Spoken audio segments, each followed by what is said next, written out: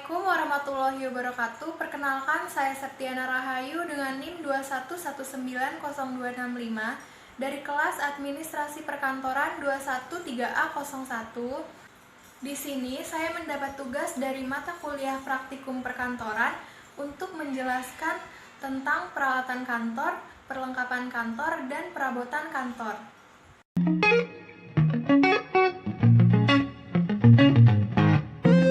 Pertama, saya akan mempresentasikan barang-barang yang termasuk ke dalam peralatan kantor. Peralatan kantor yang pertama adalah perforator. Perforator adalah alat kantor yang digunakan untuk membuat lubang di lembaran kertas dengan tujuan untuk mengumpulkan lembaran-lembaran kertas dalam satu map. Bahan baku perforator adalah besi dan plastik, dan untuk mereknya yang saya tahu adalah merek Kenko dan Joico. Yang kedua adalah stapler. Stapler adalah alat pengencang dua arah, biasanya terbuat dari metal dan berbentuk seperti huruf U, yang digunakan untuk menyatukan dua atau beberapa material. Cara penggunaan stapler adalah susun kertas yang akan di stapler, kemudian tekan untuk menjepit kertas. Yang ketiga adalah letter tray. Letter tray adalah rak dokumen 3 susun yang biasa diletakkan di atas meja kerja. Fungsi letter tray adalah untuk menyimpan dokumen. Bahan baku letter tray adalah besi atau plastik. Dan merek letter tray yang saya tahu adalah Butterfly, Microtop, dan lain-lain. Yang keempat adalah penggaris atau mistar. Penggaris adalah sebuah alat pengukur atau alat bantu gambar untuk menggambar garis lurus. Dan terdapat berbagai macam banyak penggaris, contohnya seperti penggaris yang bisa dilipat atau penggaris yang berbentuk segitiga. Bahan baku penggaris adalah plastik, logam, dan sebagainya. Dan untuk merek penggaris yang saya tahu adalah Butterfly dan Kenko. Selanjutnya yang kelima adalah gunting.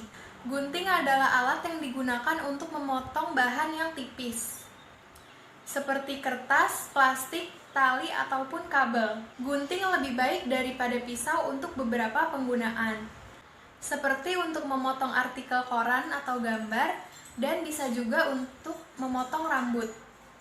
Gunting terbuat dari bahan stainless steel yang berkualitas tinggi, pisau stainless steel yang keras. Contoh merek gunting yaitu Joico, Kenko, dan yang lain-lain.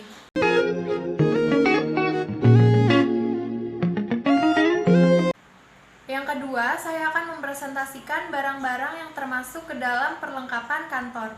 Yang pertama adalah kertas. Kertas adalah perlengkapan kantor yang paling dibutuhkan. Kertas hampir menjadi kebutuhan pokok untuk aktivitas kantor. Untuk jenisnya yang paling umum adalah HVS, folio atau F4, dan yang lain-lain. Bahan baku pembuatan kertas adalah serat kayu atau selulosa dari pohon tanaman. Kertas dibuat dari kayu yang berasal dari pohon kayu lunak seperti cemara dan pinus, atau dari pohon kayu keras seperti kayu putih, akasia, dan aspen. Fungsi kertas adalah sebagai media utama untuk menulis, mencetak, atau melukis gambar, dan masih banyak lagi kegunaan yang lainnya. Yang kedua adalah pulpen. Pulpen adalah alat tulis yang ujungnya menggunakan bola kecil yang bisa berputar dengan tujuan untuk mengontrol pengeluaran tinta kental yang disimpan dalam kolom berbentuk silinder. Ujung pulpen berupa bola kecil yang terbuat dari baja atau tungsten karbida yang diameternya berbeda-beda, umumnya adalah 0,7 hingga 1,2 mm. Fungsi pulpen adalah sebagai alat tulis untuk menyapukan tinta ke permukaan, seperti kertas untuk menulis atau menggambar. Yang ketiga adalah klip atau penjepit kertas. Klip atau penjepit kertas adalah alat untuk menyatukan dua lembar kertas atau lebih berdasarkan prinsip tekanan. Kertas yang dijepit dengan klip akan bisa dilepas lagi, dan penggunaan klip ini lebih mudah dibanding menggunakan stapler ataupun lem. Bahan baku yang digunakan biasanya adalah logam, tetapi kadang ada juga klip yang terbuat dari plastik. Selanjutnya yang keempat adalah staples. Staples adalah isi dari stapler yang digunakan untuk mengencangkan beberapa material. Bahan baku staples adalah besi, dan untuk merek staples yang saya tahu adalah Crisbo, Kenko, dan Joico. Selanjutnya, yang kelima adalah highlighter. Highlighter adalah jenis alat tulis yang digunakan untuk menandai bagian-bagian yang ada pada teks, dengan menandainya dengan warna yang jelas. Penyorot tipikal dengan berwarna kuning fluoresen, diwarnai dengan piranin. Senyawa yang berbeda, seperti rodamin, digunakan untuk warna lain. Bahan bakunya adalah plastik, dan untuk merek adalah Stabilo, Joico, dan lain-lain.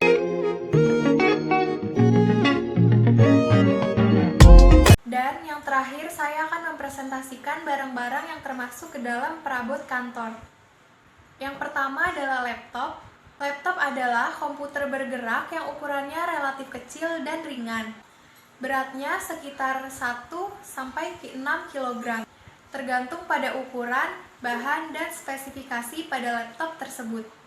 Macam-macam merek laptop adalah Lenovo, Asus, Samsung, dan yang lain-lain.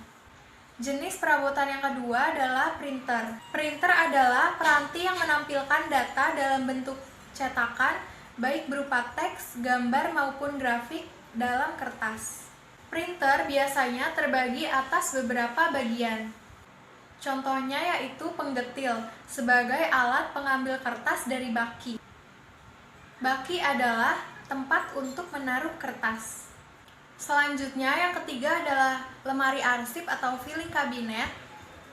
Filing cabinet adalah perabot kantor yang biasanya digunakan untuk menyimpan kertas dalam folder atau file. Dalam konteks yang sederhana, ini adalah penutup untuk laci tempat item disimpan.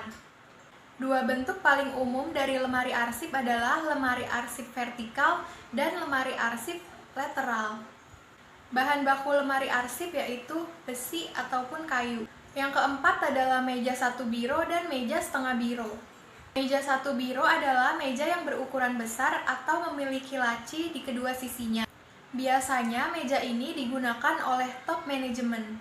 Sedangkan meja kantor setengah biro adalah meja kerja yang memiliki ukuran meja lebih kecil dari ukuran 150 cm. Meja kantor setengah biro biasanya memiliki ukuran panjang 120 cm, lebar 75 cm, dan tinggi 75 cm. Selanjutnya yang terakhir adalah mesin penghancur kertas atau paper shader mesin. Paper shader mesin adalah alat mekanis yang digunakan untuk memotong kertas menjadi strip atau menjadi partikel yang lebih halus. Organisasi pemerintah, bisnis, dan perorangan menggunakan paper shader mesin untuk menghancurkan dokumen pribadi, rahasia, atau sensitif. Baik, itu saja yang dapat saya presentasikan. Kurang lebihnya mohon maaf, dan terima kasih atas perhatiannya. Wassalamualaikum warahmatullahi wabarakatuh.